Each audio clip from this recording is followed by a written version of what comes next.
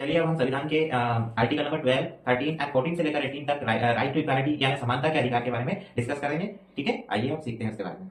देखिए यहाँ पे भारत के जो संविधान है उसके अंदर जो मूल अधिकार दिए गए हैं वो 12 से लेकर 35 तक दिए गए, लेकिन हमने अभी जब संविधान के मूल अधिकार की बात की थी उस समय हमने देखा था कि जो 14 से स्टार्ट हो रहा था। जो 12 और 13 के अंदर कुछ चीजें दी गई है, कुछ इंपॉर्टेंट बातें की गई हैं। सबसे पहले 12 के अंदर, आर्टिकल 12 के अंदर स्टेट की परिभाषा दी है, यानी राज्य की परिभाषा दी गई। राज्य की परिभाषा से मतलब है क्योंकि जो संविधान के जो मौलिक अधिकार है, फंडामेंटल राइट्स है, ये राज्य के विरुद्ध है। तो यहाँ पर राज्य का मतलब किससे? राज्य का मतलब यहाँ पर भारत सरकार से है, संसद से है, राज्यों की सरकारें से है और विधान मंडल से है, यानी लेजिस्लेटिव असेंबली से है, लेजिस्लेटिव काउंसिल से है। अगर हम बात करें तो लोकसभा यानी लोकसभा, पार्लियामेंट है ना, राज्यसभा, इन सभी से यहाँ पर राज्य का संबंध है। वहीं स्थानीय प्राधिकारी जो अधिकारी वगैरह होते हैं और जो रूलर्स होते हैं उनके अगेंस्ट भी ये राइट्स होते हैं, तो उसमें बात की गई है 12 के अंदर। वहीं 13 अनुच्छेद की बात करें तो आर्टिकल नंबर 13 के अंदर बात की गई है मूल अधिकार जो है असंगत होंगे उनसे कम करने की, अल्पीकरण है उनको कम करने की कौन कौन सी विधियां है उसका जिक्र किसमें में किया गया है, अनुच्छेद 30 के अंदर जिक्र किया गया है। वहीं अगर हम बात करेंगे 14 से लेकर 18 तक, 14 से लेकर 18 तक जो है राइट टू इक्वालिटी यानी समानता का अधिकार, राइट टू इक्वालिटी यानी समानता का अधिकार दिया गया है, जिसमें हम बात करेंगे वन बाय वन।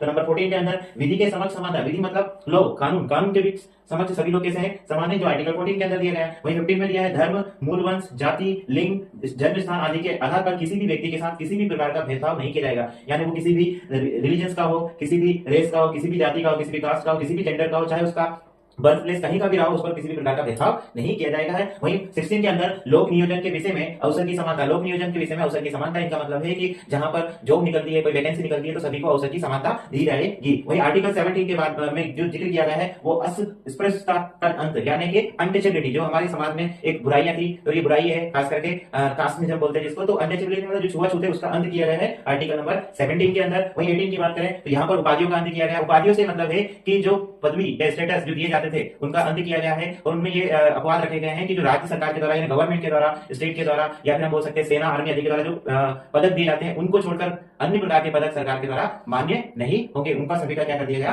अंत कर दिया गया। ठीक है, अब नेक्स्ट वीडियो में हम अगले राइट्स के बारे में बात करेंगे।